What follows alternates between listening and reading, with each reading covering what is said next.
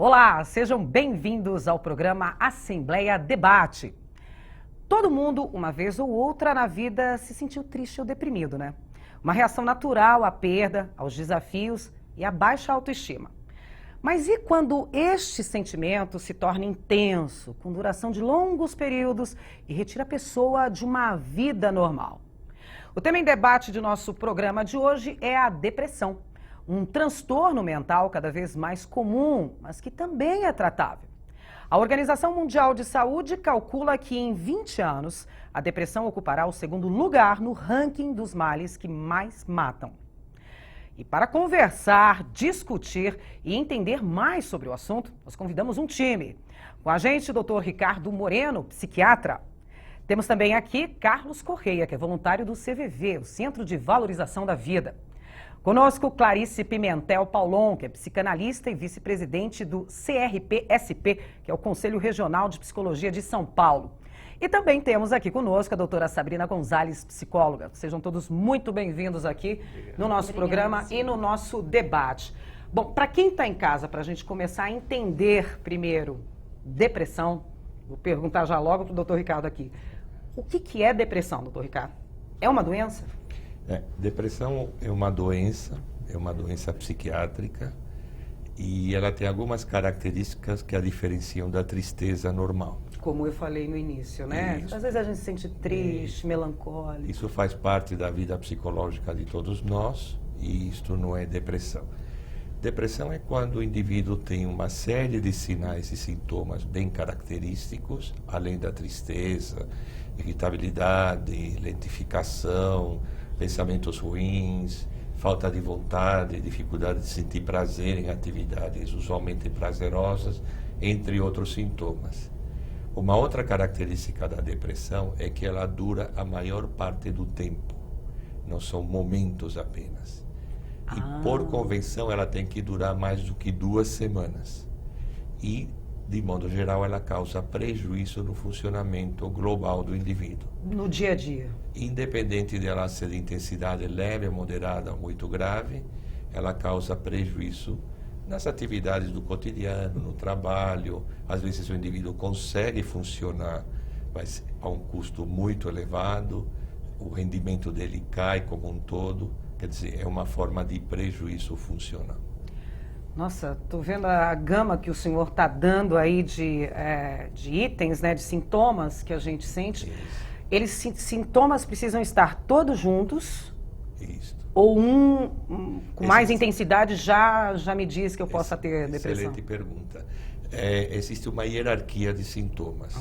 Então, nós temos os sintomas principais, que é o humor depressivo ou irritável, e a perda na capacidade de sentir prazer em atividades usualmente prazerosas.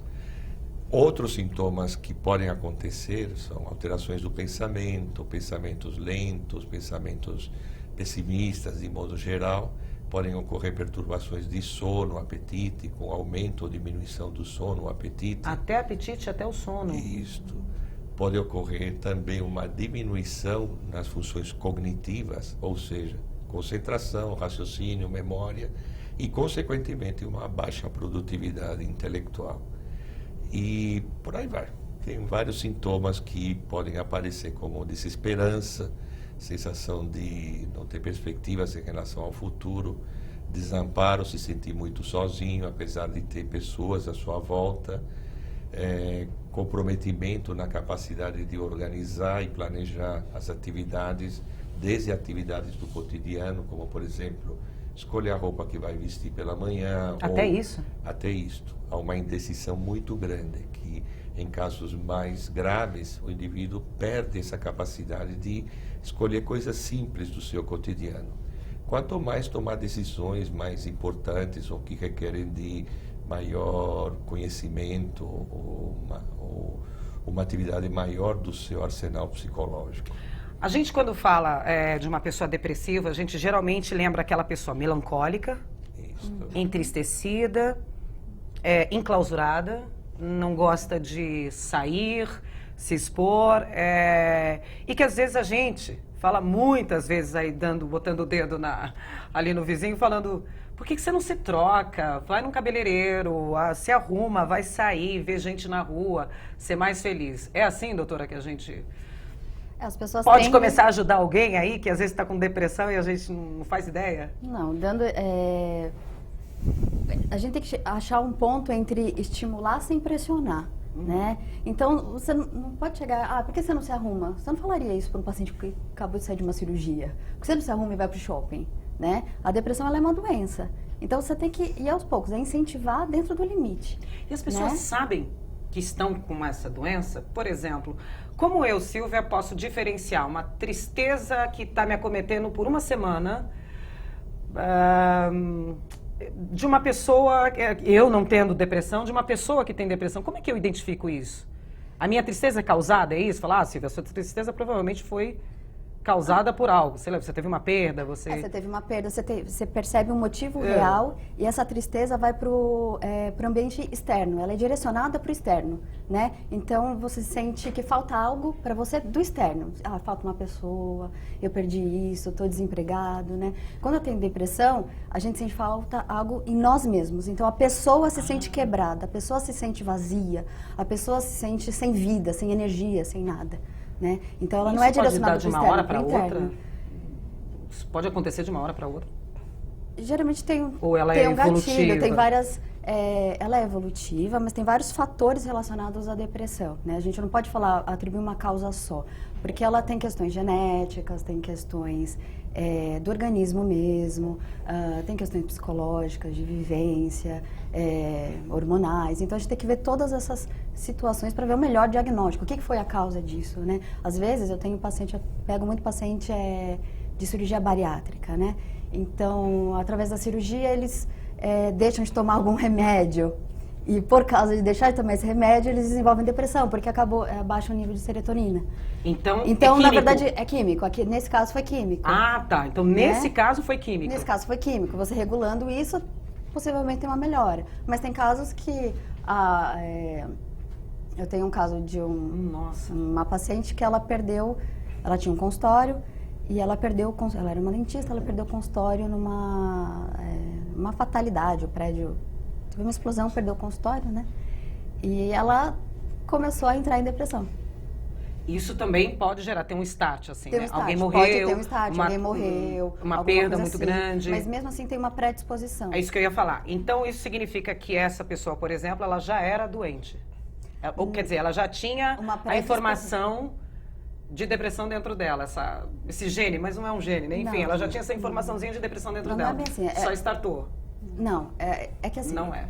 Pode ter uma predisposição, tanto genética quanto da personalidade da pessoa. Da personalidade? Da personalidade, da estrutura. O que nós sabemos hoje é que porque a pergunta é por que só 20%, aproximadamente 20% da população geral deprime em algum momento da vida? Se todos nós somos submetidos a estresse continuamente. Né? E a história da humanidade já passou por estresse, situações de exceção. Fome, e ela doenças, enfim. E ela não sucumbiu à depressão. A impressão que eu tenho, inclusive, é que essa doença é moderna. Sim. Eu tenho a sensação de que essa doença é moderna. Moderna, diga-se, 70 anos para cá, sei lá. Ela é atual e felizmente ela sempre vai ser atual. Eu falo felizmente porque nós vamos debater muito sobre ela. Isso vai ajudar justamente as pessoas a terem mais informação e, consequentemente, procurarem mais tratamento. Melhores resultados. Isso. Né? Mas voltando à questão, assim... Por que só um período e por que as pessoas que são submetidas ao mesmo estresse, elas não deprimem igualmente? Pronto, essa era a pergunta que eu ia fazer. Tem uns dois motivos aqui. Primeiro, porque uma parte das depressões tem um caráter genético, há uma herdabilidade. Então você encontra algumas famílias onde tem um ou outro provando, uma geração ou outra, que tiveram depressão. Isto é um dado. O outro dado é porque o mecanismo que nós temos para lidar com as adversidades é o nosso aparelho psicológico e biológico. Então ele nos permite identificar estresse, tamponar o impacto do estresse nas nossas vidas ou criar estratégias para lidar com situações de estresse. Só que esse mecanismo natural e que nos protege, em alguns indivíduos é falho. Portanto, eles se tornam mais vulneráveis ao impacto do estresse. Então, essa é uma outra explicação Faz do bastante porquê sentido. algumas pessoas deprimem e outras não. Mais duas questões. Muitas vezes, o que se atribui como causa da depressão nada mais é do que consequência. Porque o indivíduo já vem num funcionamento prejudicado e ele perde o emprego. Ele perdeu o emprego não porque a perda do emprego gerou a Sim. depressão, que a depressão se instalou antes, ele parou de produzir, obviamente não era mais interessante para o empregador e foi mandado embora. Então nós temos que ter muito cuidado a tentar estabelecer essas relações de causa e efeito. Eu ia falar que vocês, como os especialistas nisso, têm que ter muita sensibilidade para identificar a depressão no paciente e de onde ela está vindo, né? Se é de um lado ou de outro. Eu tinha feito uma colocação aqui, que a impressão que eu tenho é que a depressão é uma coisa moderna ou atual, enfim. Você balançou a cabeça, Clarice. Sim, sim. Essa sensação minha procede? Sim, procede, porque, veja, é muito interessante, né, o que o doutor Ricardo, que a doutora Sabrina estão trazendo, de mostrar que existe uma certa interdisciplinaridade. Não é só Pra vai num lugar e ali discutir se a arruma. depressão. Tem todo... Tem questões psíquicas, tem questões biológicas e tem também questões sociais, né? Então, quando a gente pega, por exemplo, uma autora como a Maria Rita Kell, que é psicanalista, ela tem um livro, né, chama O Tempo e o Cão, sobre as depressões. E ela faz um apanhado histórico, né, mostrando que a depressão ela teve o boom aí de crescimento a partir da década de 70. E de que forma que o contexto social, de que forma, né, a forma como nós vivemos a vida, Essa na evolução verdade, toda humana tá... nos conforma a tipos de sofrimento. Né? Porque a depressão, antes de ser um sintoma, antes de ser um conjunto de sintomas, ela expressa um tipo de sofrimento muito comum na modernidade. Que quando, por exemplo, né, nós pegamos a fala do Dr. Ricardo, quando ele vai falar dos sintomas, eles estão muito articulados ao quê? A produtividade. Sim, a capacidade de fazer Capacidade alguma coisa e produtiva. de colaborar nessa sociedade, né? Exatamente. Quem sou eu nessa sociedade? De que forma, por exemplo, nós produzimos saber, nós produzimos trabalho, nós produzimos relações. Então, se a gente for ver a forma como nós nos relacionamos com o mundo, com as pessoas, essa forma de vida, né, que é um conceito do Canguilhem, ele gera formas específicas de sofrimento. Se nós nos relacionássemos de uma outra Sofrimentos ou forma, frustrações? a frustração é um Né? tipo Porque de tem- sofrimento, né? É, né? Um sofrimento no sentido de que, psiquicamente falando, né, desde o Freud a gente vê isso, há um mal-estar, né? Quando Freud escreve o mal-estar na civilização, ele está justamente falando isso, que em qualquer sociedade, de qualquer forma, nós teremos um mal-estar. O mal-estar é inerente à subjetividade. Sim, você está vivo, você vai passar por isso em algum momento. Justamente Você vive em algum lugar e em sociedade. porque a adaptação total não é possível, né? Se ela fosse possível, nós seríamos objetos. Nós somos sujeitos ativos, nós questionamos as coisas, Não pensamos nós nos igual, transformamos, não não reagimos pensamos igual. exato. E aí, a forma como esse mal-estar vai sendo nomeado tem muito a ver com a forma como a gente produz a vida, como a gente produz conhecimento, né? Então, é muito importante, quando a gente vai pensar na depressão, de que forma que a gente compreende o contexto daquele sujeito, de que forma a gente compreende tanto o contexto, né, micro, né, o espaço que aquele sujeito convive, quanto o contexto político, contexto social, as exigências que a sociedade impõe de alguma forma aos nossos desejos. É engraçado você estar falando isso, porque bate, para mim, vai de encontro o que a medicina atual faz. A medicina trata o problema, né? Ela não trata a causa. Me corrija até, doutor Ricardo, aí se eu estiver muito errada. Ela vai na doença. Você tem tosse, remédio para tosse. E a medicina que a gente tem um pouquinho dessa orientalidade aí que vem por aplicação de Douyin, enfim, de acupuntura, quer entender o todo, quer entender o corpo que está por trás dessa doença, o ser humano que está. E para analisar a depressão, pelo que eu estou vendo, é quase que caso a caso. Você não pode inserir a pessoa num padrão, né? Falar assim, você tem depressão, então eu vou dar o mesmo remédio que eu dei para o João, eu vou dar para Maria. Não é assim, né, doutor? Obrigado. Já chega em você, Carlos. Já chega tranquilo, em você. tranquilo. Chega em você. Olha, Silvia,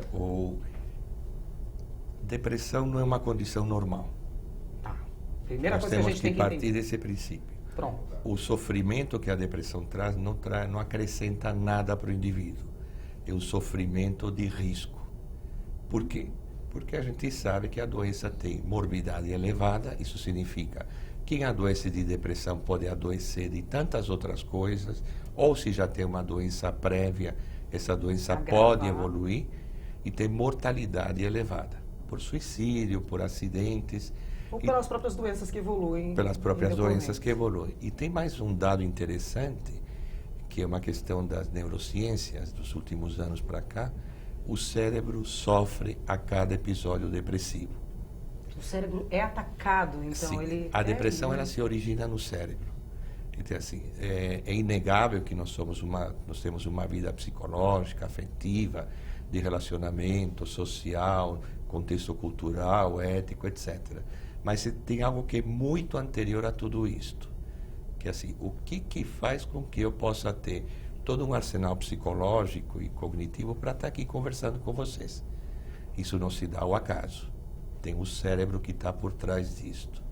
E se o meu cérebro adoece com a depressão, ele vai ser lesionado a cada episódio.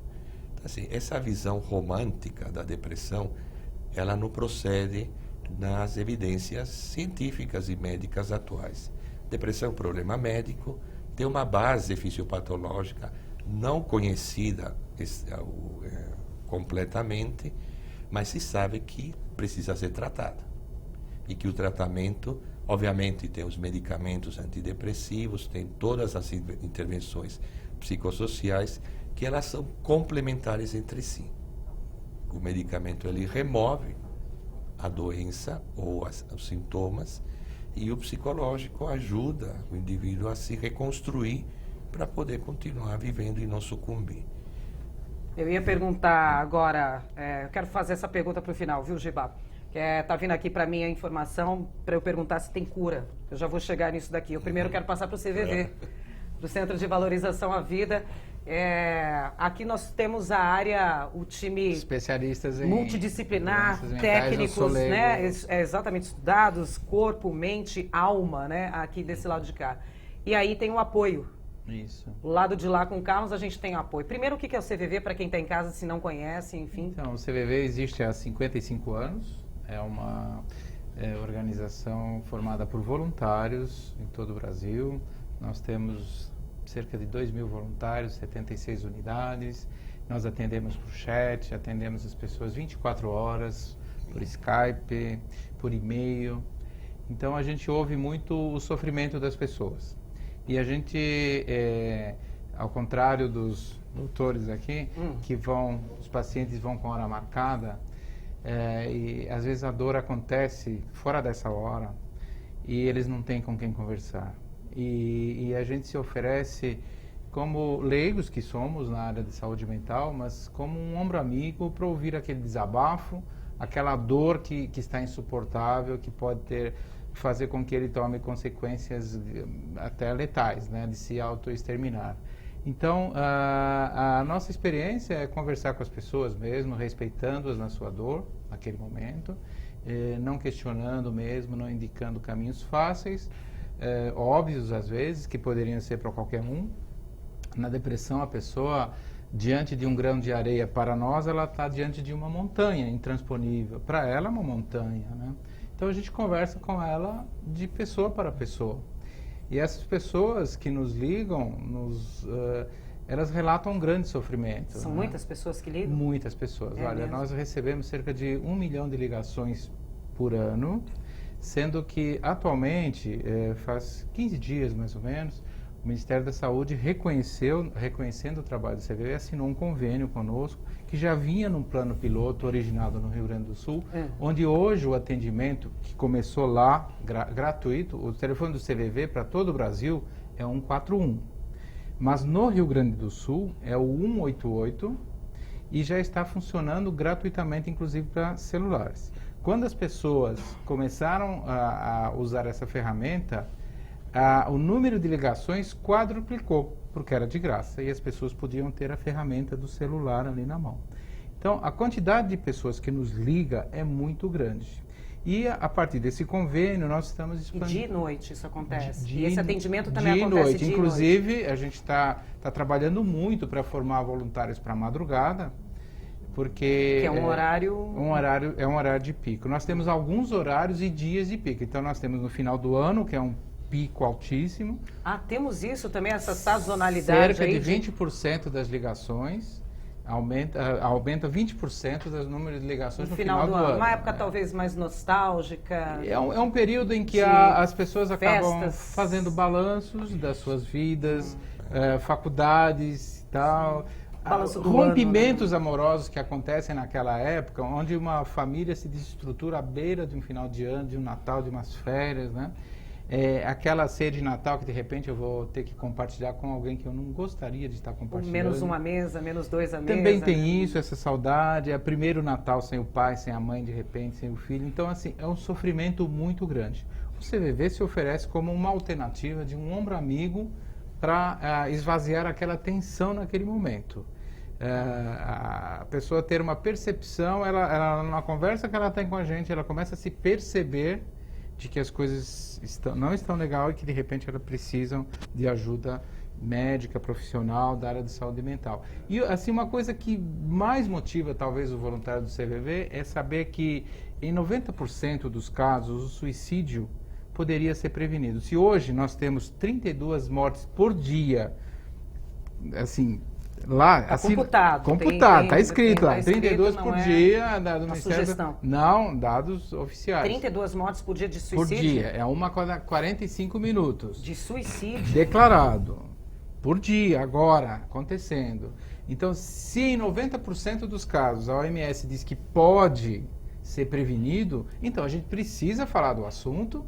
Antes que aconteça... Para que as pessoas procurem uma ajuda médica, procurem um amigo para conversar, para desabafar. E o mais importante, comece a olhar para dentro de si. Se eu levanto de manhã, as coisas... Vou no espelho, nós não temos... Mas a gente consegue ter essa sensação, Olha, essa noção de falar... Eu tô com depressão, ou às vezes fala assim, aqui eu tô com uma vontade, não quero sair de casa, não... A gente sabe, não sabe? Olha, veja, nós não vamos ao médico, para medir pressão, nós não vamos para ver como é que está o nosso colesterol. Isso. A gente tem que também olhar o nosso lado emocional. Olhar para o nosso lado emocional. Se a gente aprender a se autoconhecer, olhar o nosso lado emocional, eu sei quando eu não estou bem. E eu tenho que procurar as causas para resolver. E aí vai conversar com os universitários, né? Talvez, né? Mas assim... Me olhar. O primeiro passo é olhar para dentro de mim. O segundo passo, para quem está à minha volta. Né? E um terceiro passo que nós damos lá no CVV é oferecer ajuda ao desconhecido para dar esse passo. Então, mas o primeiro é nosso, olhar para dentro da gente. Como é que eu estou hoje? Né? Fazer essa pergunta, como é que eu estou? Eu não paro para fazer. É raro a gente fazer essa pergunta. Como é que eu estou? Mas não tem gente que as pessoas falam assim, eu sou uma pessoa muito enérgica, muito... faladeira, pra cima, tô sempre rindo muito. E às vezes chegam pessoas até mim e falam assim, você tem depressão, não tem? Eu não sei. Que parece que existe um contraponto disso também, né? Alguém que é too much, é demais alegre, esconde... Exatamente. Existem muitas pessoas que usam uma fachada alegre. Você vai ficar com medo disso. Uma fachada alegre que acaba disfarçando uma depressão, mas aí... E daí a gente vai enumerar aí casos e casos, que a gente vai chegar nisso também. Por favor, fala. Não, mas porque eu acho que a questão, que é bem interessante que o Carlos está trazendo, é que as pessoas não usam a saúde mental como preventiva. Né? Então, eu nunca fui, por exemplo, a nenhum de vocês. Eu nunca fui. Eu vou ao ginecologista, ao... Talvez nem precise. Clínico geral. Talvez não precise. Talvez nem precise. Mas eu posso ir, não posso? Pode, claro. Chegando lá... Basta uma olhadinha no espelho. Como é que eu tô hoje? Tô me sentindo legal. Tô uma semana que eu tô me estranhando aqui, né? É porque a gente tende a entender o sofrimento como algo banal, né? Que tem que acontecer, ou como eu tenho algo que normal. E a gente não percebe os agravamentos disso, muitas vezes, ao longo da vida. Quando a gente fala em levar o contexto, em levar o sofrimento a sério, é justamente porque ele não é romântico, ele não é algo que é comum, ele não é normativo. E a gente não precisa sofrer de determinada forma, né? Sofrer, a gente sempre vai sofrer um pouquinho. Não, eu estou entendendo perfeitamente. Existe o sofrimento do tipo, não deu certo alguma coisa que eu queria, aí eu estou irritada, estou chateada mesmo. E outra coisa é essa chateação perdurar uma semana, 2 semanas, o dia inteiro, vindo estímulos externos. Do tipo, olha, você, sei lá, recebeu um aumento de salário e mesmo assim, eu não mereço. Percebe que está muito eu não mereço, a minha vida não é assim. associado a perdas. Agora, perdas, todos nós vamos perder. O tempo doutor inteiro, falou, isso assim, faz vamos parte da perder vida. emprego. Se imagina, todas as pessoas que perderam emprego, né, vão por esse caminho? Não. Se instalam em algumas. Mas é um processo lento que vem se instalando. Então, assim, eu vou reprimindo sentimentos e emoções a vida inteira. E isso é só carregando que nem uma panela de pressão. Pim, pim, pim. Vai chegar um copo que vai enchendo, ó. O copo vai enchendo, aí tem a gota d'água, né? Eu só acho que a gente precisa ter muito cuidado para não psicologizar ou psiquiatrizar comportamentos normais. Então, assim, todos nós temos o direito de ser alegres, felizes, infelizes, Raivosos. muito alegres, raivosos, etc. Ser proativos, como você está colocando, bom dia, etc. galera. E, igualmente, sermos tristes em alguns momentos, sofrer luto, perdas, elaborar o sofrimento. O sofrimento faz parte da vida psicológica. E nós temos que elaborar isto. Mas isto não é depressão, gente. Isto são comportamentos normais. Então tem que haver um limite muito claro entre o que é um comportamento normal, que acontece com a maior parte da população. O tempo todo. O tempo todo, nosso humor oscila. Ninguém é feliz 24 horas. Exatamente, nós colecionamos momentos de felicidade apenas. E o que é doença? Né? O que é a pessoa que procura o CVV, que aliás, parabéns, vocês prestam um serviço enorme. Incrível. O que é uma pessoa que procura num momento de angústia, de extremo sofrimento e principalmente de se sentir desamparada e sem perspectivas para o futuro, que são os momentos mais de grande delicados, fragilidade, né? que são os momentos mais delicados e os momentos em que, de modo geral, o indivíduo atenta contra a sua vida. Por que eu estou falando dessa forma? Porque apenas 10 a 15% dos indivíduos com depressão tentam ou cometem suicídio. E não é a grande maioria. A grande maioria dos deprimidos podem ter pensamentos do tipo, a minha vida está muito ruim, melhor seria se eu morresse, enfim, ou até podem pensar, eu posso pegar o carro e dirigir imprudentemente e me acidentar, enfim, e acabar morrendo. Mas isso é diferente do indivíduo que tenta, ou o indivíduo que está arquitetando uma forma de suicídio, ou mais ainda, o indivíduo que por um impulso, movido ao sofrimento intenso, pula da janela, de uma hora para outra. Bom, a gente está falando aqui no nosso programa de hoje, o Assembleia Debate, sobre depressão. E no próximo bloco a gente vai saber se os tipos de depressão, se tem depressão infantil, a depressão pós-parto, que a gente ouve muito falar, se depressão dá mais em homens ou em mulheres. A gente vai para um rápido intervalo e nós voltamos daqui a pouquinho. Não sai daí.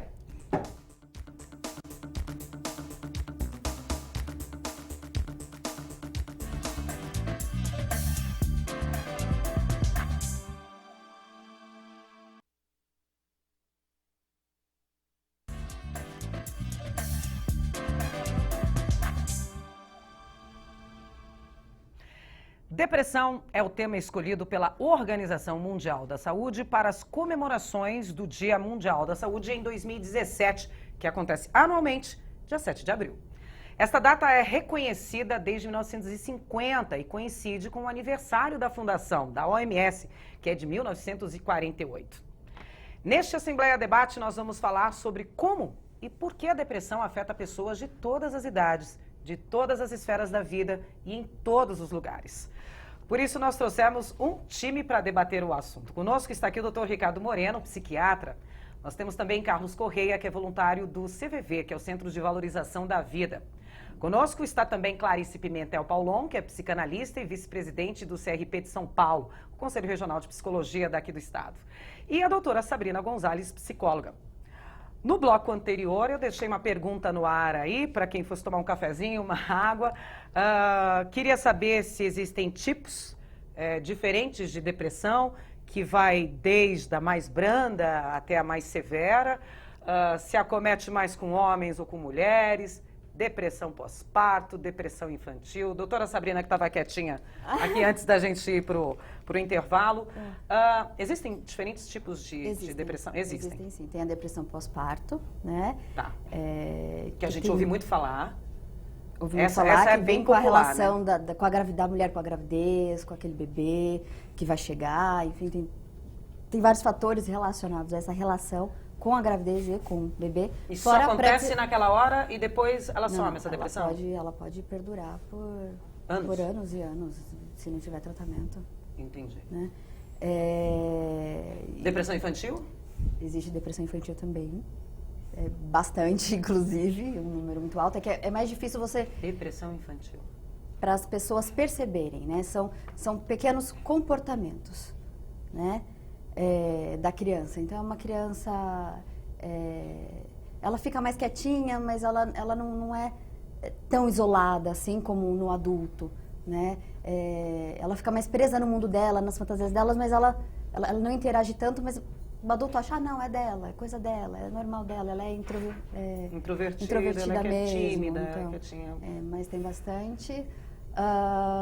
Dentro da depressão tem muito, tem idoso também, tem. Depois E existe severidade, gravidade ao longo dessas depressões? A gente pode falar, doutor Ricardo, que tem uma depressão que é mais branda, que não precisa de remédio? Bom, de acordo com a intensidade, ela pode ser leve, moderada ou grave. Então temos... Essa classificação é apenas pela intensidade de sintomas. Alguns sintomas, por exemplo, o indivíduo pode...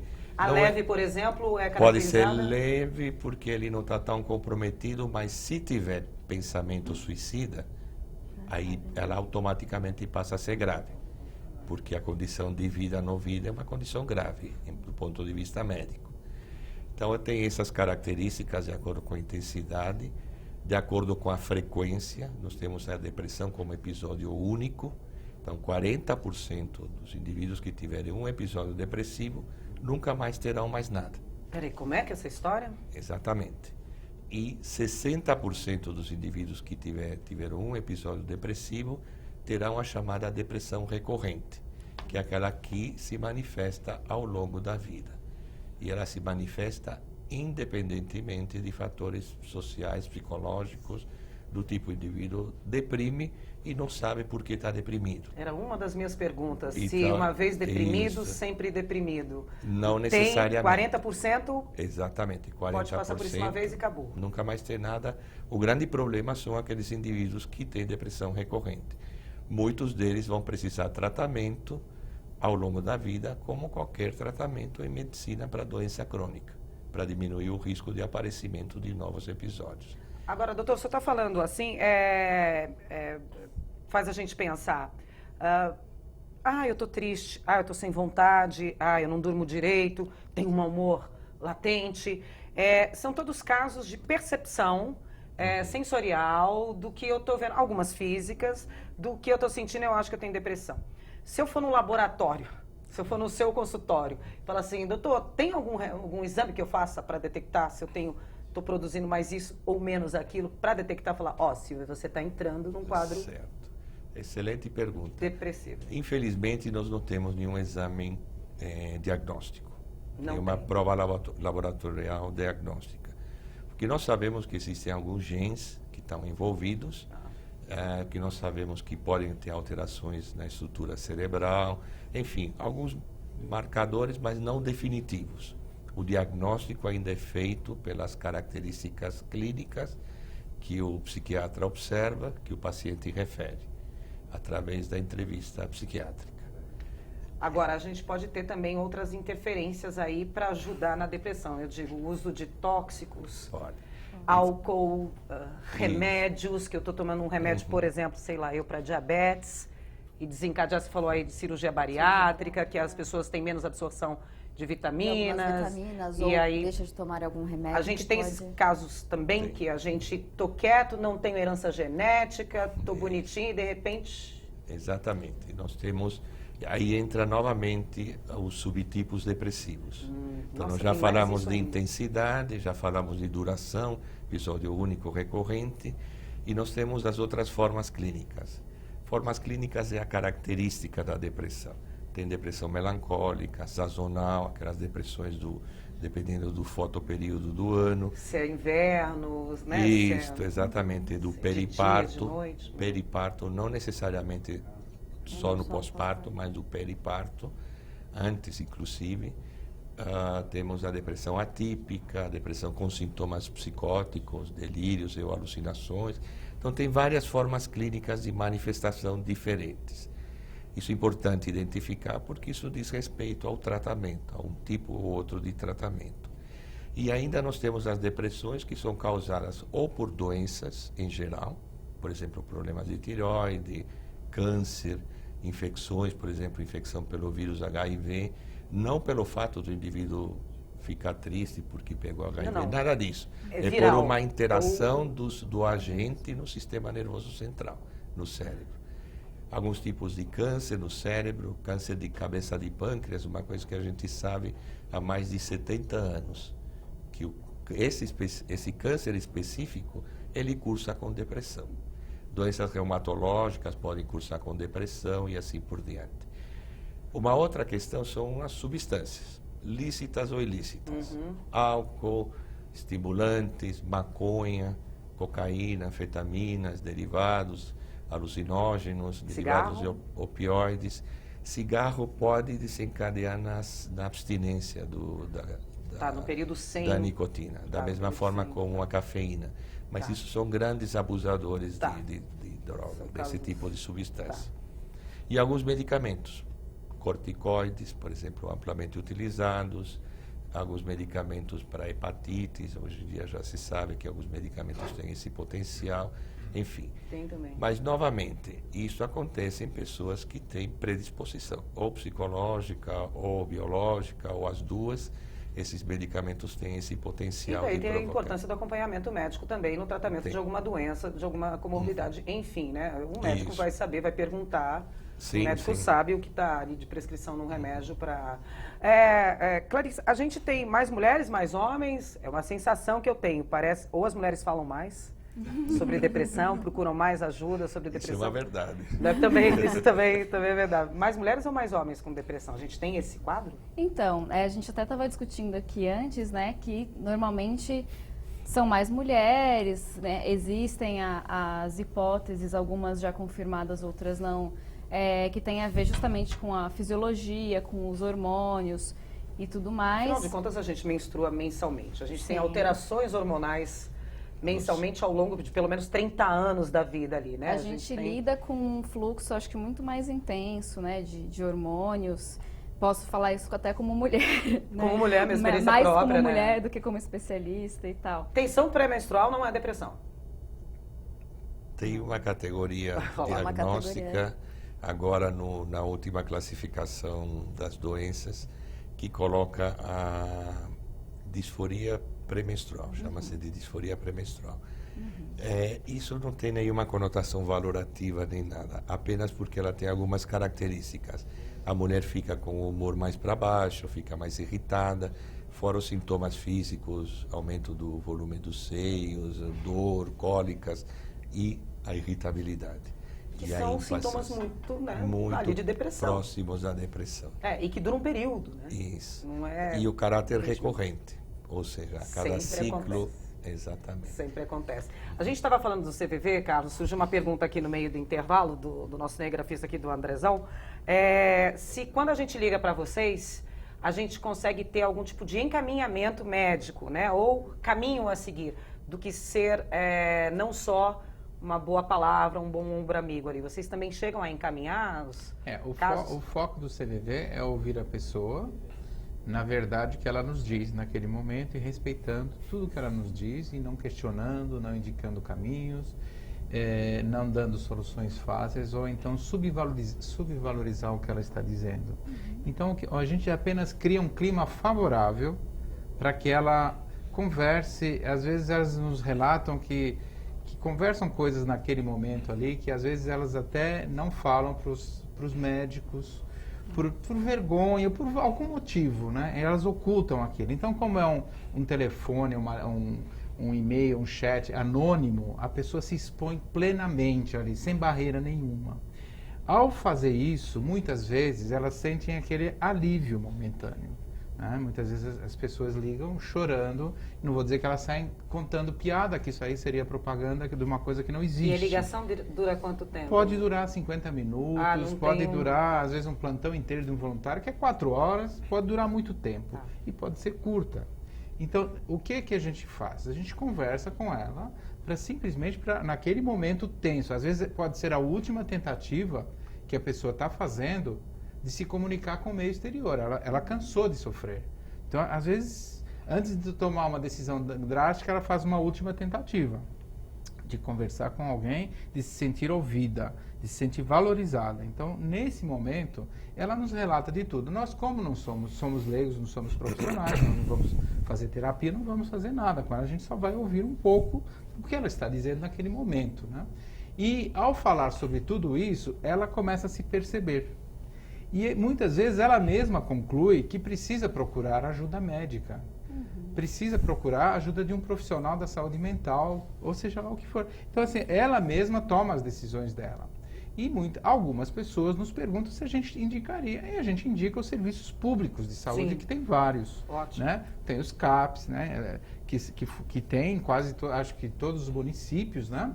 Então a gente indica, nós temos uma lista, a gente pode indicar próximo. Hoje, com o telefone que nós estamos instalando esse telefone gratuito que vai funcionar com busca automática pelo Brasil inteiro, fica difícil muitas vezes indicar algum ponto local. Então a gente oferece mesmo ajuda. Em alguns, nós temos um site, por exemplo, que aborda a depressão, uma página. O site até foi hackeado, está fora do ar agora, mas o Facebook, que é o movimento Conte Comigo, onde a gente fala sobre a depressão.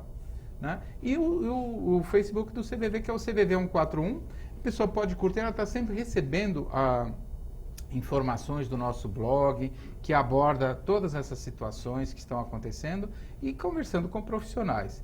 Para as pessoas que pensam em suicídio e que querem, ou que passaram por uma situação traumática com algum parente, ou que já tentaram, nós estamos instalando junto às unidades, algumas já existem, cerca de 10 postos do CVV, de um total de 75, algumas unidades que são grupos de ajuda de pessoas que passaram pelo sofrimento. Porque uma pessoa que comete suicídio, à volta dela, um monte de pessoas, cerca de 20 pessoas são impactadas em volta dela. Então, isso é um sofrimento que quem fica também fica com essa dor e não consegue diluir. Então, ela pode conversar com outras pessoas sobre o assunto.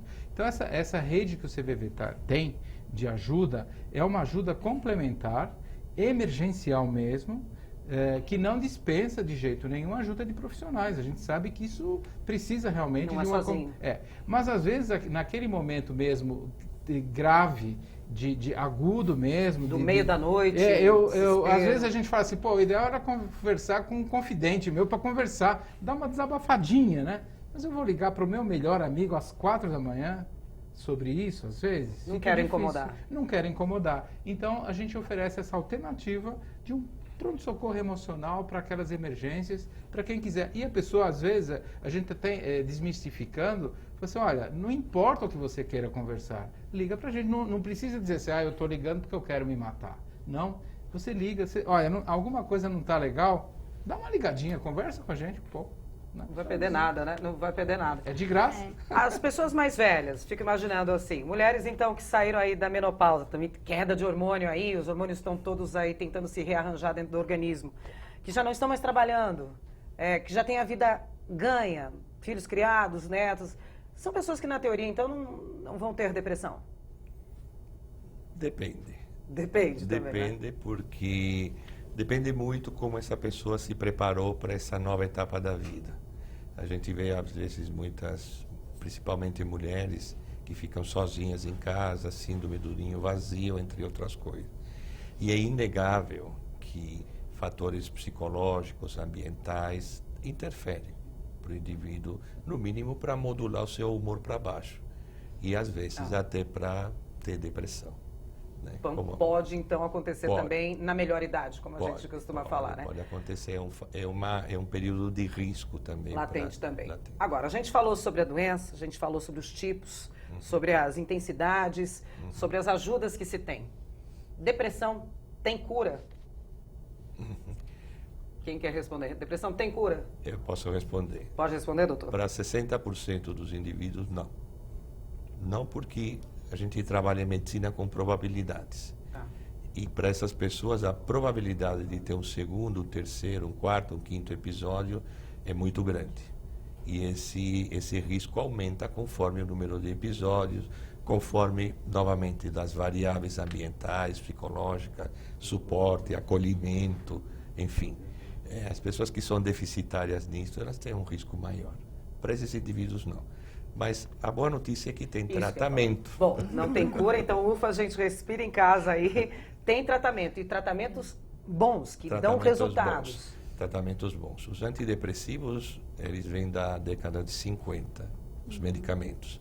Hoje nós temos mais do que 30 compostos diferentes. Nossa, bastante. E nós temos a possibilidade de escolher um medicamento adequado e personalizado para as características da depressão e do paciente. Então, isso é fantástico, porque a diminuição do risco, do prejuízo que a depressão traz, do sofrimento, da morbidade, adoecer, do risco de mortalidade, cai muito. Em termos de saúde pública, é uma questão super importante. Está ali, né? Está latente. Está bem latente. É claro que, novamente, e inegavelmente, o acolhimento, os fatores psicológicos, tudo isso. Todo um grupo aí para ajudar, né? De multidisciplinar. Eu digo, inclusive, a família. Família, os amigos. lidar com ignorância, preconceito, estigma, questões que... O lado familiar, muitas vezes... Ajuda muito ou... Você vê o idoso. Né? Vamos dizer assim, o maior índice de... Quem está no pico da pirâmide do suicídio seria o homem idoso. Esse comete mais suicídio porque ele é mais letal entre os homens. As mulheres tentam mais e os homens são mais efetivos. São mais eficazes. Eficazes nos métodos. É mesmo. Então, veja, o que acontece? A pessoa idosa, ela... antes era naquele formato tradicional, ele era o provedor da casa e tal. Com o tempo, a pessoa, ela às vezes perdeu marido ou mulher, fica em casa, ela se sente um estorvo. Então, se o ambiente familiar não for acolhedor para essa pessoa vai começando a se sentir cada vez mais um estorvo para todo mundo e aí tudo isso se instala. Aí tudo vai desencadear tudo então, que já vinha vindo. Olha a gente que está em casa, como é que a família é importante. Então, cada um de nós tem que olhar, até porque... dentro de uma escala, todos nós estamos caminhando e alguns já estão instalados lá. Eu, por exemplo, já passei da idade dos 60. Então, já passei dos 60. Então, vamos lá. A gente tem que olhar mesmo, plantar para o futuro, né? Plantar para o futuro. Então, temos que olhar quem está em volta, porque às vezes o idoso, ele às vezes não toma banho e acaba ficando com cheiro. E tudo aquilo vai criando, afastando o neto, afastando... Então, tem que ter um carinho a mais e um cuidado, porque todos nós vamos passar por isso. Tem que ter mesmo, e a população está envelhecendo, graças a Deus. Significa que a gente está com mais saúde, está com mais acesso à informação, enfim.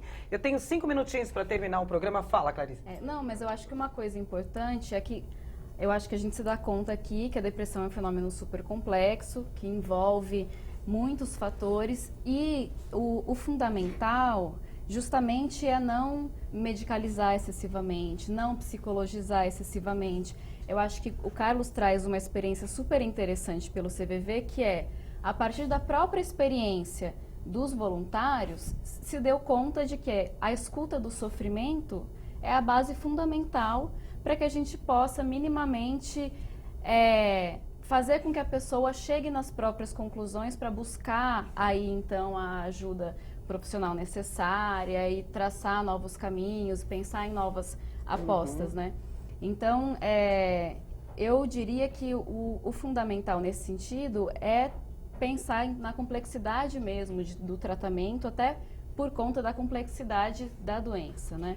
Ao invés de falar pra galera assim, levanta, se arruma, vai ao cabeleireiro, levanta da cama e vai procurar um especialista. Isso. Só faz isso. Não sei se você vai com o cabelo arrumado, se você vai de Olha, banho tomado. Às vezes a pessoa dizer isso para ela não é suficiente. Fala assim, Não, né? Você gostaria que eu te levasse? Dá a mão, vem aqui comigo que eu já vou te levar num lugar. Você gostaria, você se importaria que eu te levasse? Isso Porque é às vezes a acolhimento. pessoa... É isso. Eu né? te acompanho. Eu te você não tá acompanho. você agora. Isso que está acontecendo com você não é tão incomum de acontecer Vem com as cá, pessoas. vem cá que Existe uma estatística que a Unicamp realizou, um trabalho, que 13% de todos nós, em alguma vez na vida, já pensamos até em cometer suicídio. Né? Então, não é tão distante de todo mundo. E numa escala de 0 a 10, todos nós estamos no mesmo barco. A gente não sabe, esse é o grande problema. Nós não sabemos se nós estamos próximo do 0 ou próximo do 10. Esse é o Como é que nós vamos pulo do saber? A gato, gente né? não está acostumado a olhar para dentro da gente, não dá para medir. Né? Então, Tem prevenindo, uma a gente régua. pode. Então, por isso que nós estamos conversando. É bom prevenir. A prevenção pode diminuir a quantidade de mortes que temos no Brasil hoje por dia de 32 para 28, segundo a Organização Mundial da Saúde. Gente, finalzinho aí do programa. Eu agradeço imensamente vocês. Alguém tem algum recado aqui para deixar?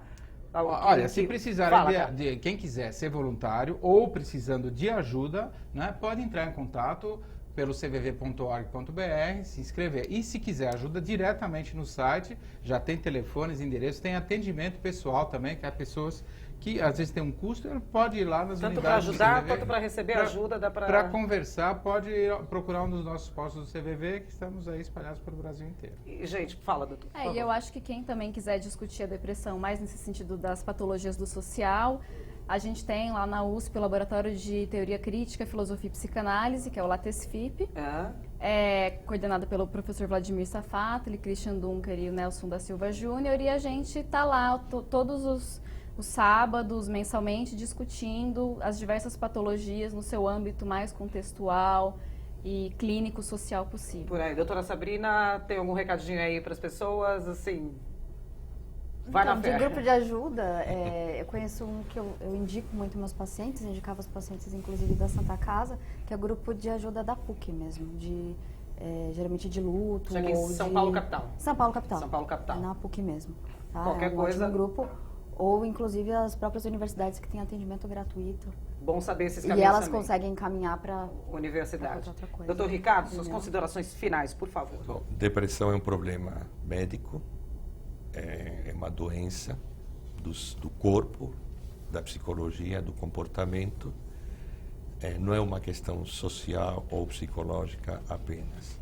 Depressão, o indivíduo sofre a família, sofre a sociedade, adoece, morbidade e tem um potencial letal. E tem tratamento. E o tratamento melhora muito o indivíduo e aumenta muito a chance de ter uma vida normal ou, no mínimo, muito próxima do normal. Com essas palavras aí do doutor Ricardo, eu agradeço a presença de cada um de vocês, deixando as nossas portas abertas para que voltem por muitas outras vezes aí, sempre discutindo, debatendo e ajudando a informar a sociedade sobre assuntos que nos acometem no dia a dia. Muito obrigada pela participação de todos aqui. Obrigada a você. Bom, gente, vocês que estão em casa, o programa Assembleia Debate fica por aqui. Muitíssimo obrigada pela sua audiência e até o nosso próximo encontro. Tchau!